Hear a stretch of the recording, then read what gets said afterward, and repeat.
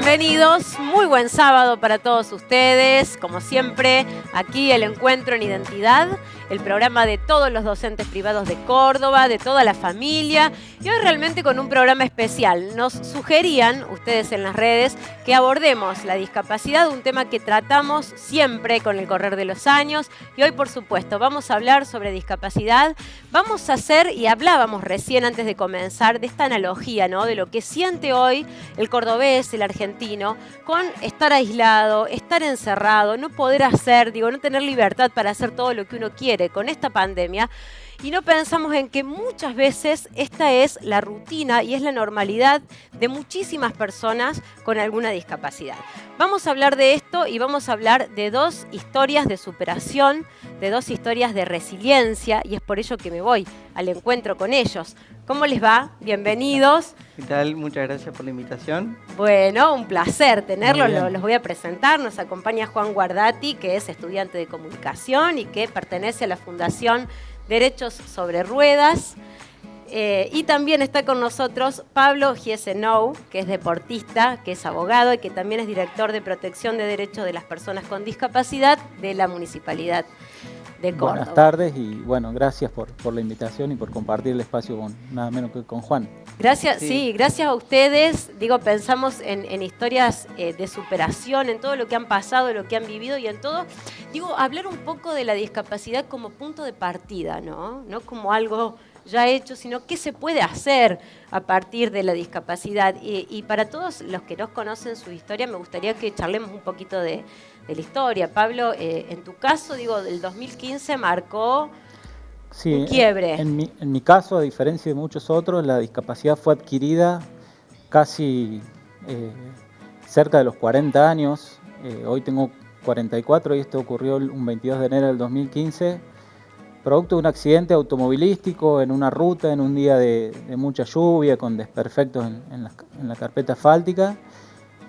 Un accidente que termina mi auto impactando contra un guardarrail. Ese guardarrail entra al auto, me amputa las dos piernas por debajo de la rodilla.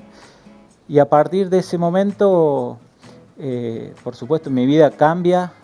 Una vida vinculada siempre al trabajo, a la familia, a los amigos, pero mucho y sobre todo desde pequeño vinculada al deporte amateur, en el caso mío el fútbol, como pasión de jugar siempre con amigos en torneos acá en la ciudad de Córdoba, pero una discapacidad que me aborda a esa edad, casi a los 38 años, y que me lleva a tener que aprender un montón de cosas, y yo hago como decía recién, esta analogía entre la pandemia y la discapacidad. En el caso mío, momentos en los cuales yo transcurro después del accidente casi 7 meses en silla de ruedas, donde por ahí pensaba en esos momentos cuáles eran mis deseos, mis anhelos, mis objetivos, después de haber tenido una vida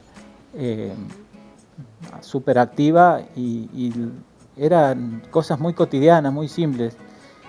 Tanto como poder pararme para lavarme la cara, para afeitarme frente a un espejo, o para sacar algo de arriba de una heladera o de un mueble alto, cosas tan fáciles y tan cotidianas pocos días antes, que de repente se habían vuelto en cosas que no podía hacer. Y hoy nos damos cuenta a través de la pandemia de lo lindo y lo importante y lo valioso que es por ahí que nos podamos juntar a celebrar un cumpleaños, o que un abuelo pueda abrazar a un nieto, o que nada, simplemente ir a trabajar con normalidad, ir a entrenar, ir a un gimnasio, ir a una reunión familiar como lo hacíamos antes, con tanta facilidad, que hoy al estar impedidos de eso nos damos cuenta de que, qué lindo que estaba y cuánto valor tenía eso para nuestras vidas. ¿Cómo hemos revalorizado cosas? Que capaz pasaban desapercibidas porque estaban ahí al alcance de la mano, y de repente, bueno, ya no. Entonces, Juan, en tu caso, vos desde chiquito. Sí, yo, tengo primero que nada quiero nuevamente agradecerte por la invitación. Es la tercera vez que invitas a la Fundación a ser parte de tu programa. Sí, la discapacidad es de siempre, un problema en la médula de nacimiento, pero uso silla de ruedas desde los 11 años. Y aún teniendo discapacidad, creo que coincide un poco con lo que decía Pablo, que yo antes, bueno, usaba un andador y caminaba con una ayuda de otros aparatos que estaba de pie, y aún teniendo discapacidad sí se nota, digamos, la diferencia de cuando pasás, digamos, de un extremo a otro, digamos, de una etapa a otra de la discapacidad. Claro, se vive totalmente diferente. Pero sí, yo la verdad que dentro de todo viví una infancia muy feliz. Sí, con situaciones de discriminación, tal vez en la escuela, en los primeros años, ya después eso se fue ablandando. Les iba a preguntar eso, digo, en los entornos más cercanos, ¿no? ¿Cómo se vive la discapacidad? Pienso en un niño que va a la escuela o a la facultad, o cómo se va a un cumpleaños, en la familia. Bueno, yo creo que cada familia lo vivirá de distinta forma, ¿no? En mi caso, bueno, yo tengo una familia muy libre, que te ha dado libertad. Me ha dado libertades para que, digamos, si me tengo que caer y golpearme y lastimarme y levantarme de nuevo, lo puede hacer. Hay otros que, bueno, por ahí, por las cuestiones de las problemáticas que tiene la ciudad, bueno, genera en las familias una retracción, ¿no es cierto?, que de alguna forma a veces termina siendo perjudicial para la misma persona que vive una discapacidad.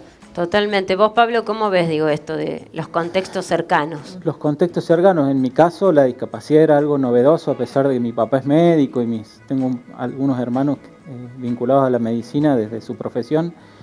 Sin embargo, nunca habíamos tenido en el seno familiar cercano a alguien con discapacidad, entonces fue algo totalmente nuevo.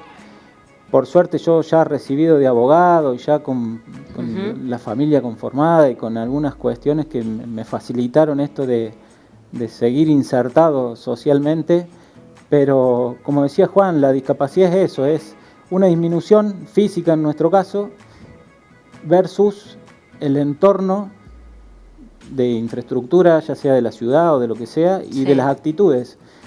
Yo en mi transcurso de la discapacidad en la silla de ruedas me encontraba casi a diario y me sigo encontrando casi a diario con una rampa tapada por un auto o por un estacionamiento indebidamente ocupado por un auto de alguien que no tiene ninguna discapacidad, pero lo vio libre y le quedó cómodo.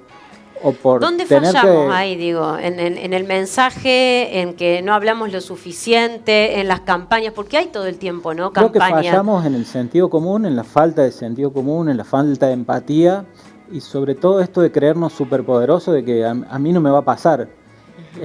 Y es un segundo que la vida te puede sorprender y te puede cambiar definitivamente y encontrarte vos en ese lugar donde antes pusiste incómodo a alguien. Totalmente. Y también fallamos en la voluntad del gobierno.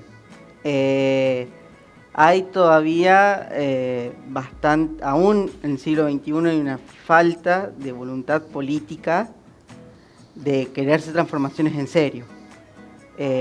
Nuestra ciudad, los otros días leí en el diario, nuestra ciudad, el 69% de las manzanas no tienen rampas. Y sumando esto de la empatía, pensar dos cosas. Una, que la rampa no es solamente para una persona en silla, mejor dicho, no solamente sirve para una persona en silla de ruedas, sirven para ancianos, para mujeres embarazadas, para trabajadores que tienen que utilizar herramientas con ruedas. Y también tener en cuenta que la falta de rampas es solamente la punta del iceberg de todas las problemáticas que tiene la discapacidad. Totalmente. Es lo que se ve, digamos, es lo más visible, ¿no? Pero por todo lo que tiene que pasar una persona con discapacidad. Vamos a profundizar un poquito en esto. Hacemos una pausa, no se vayan, ya seguimos.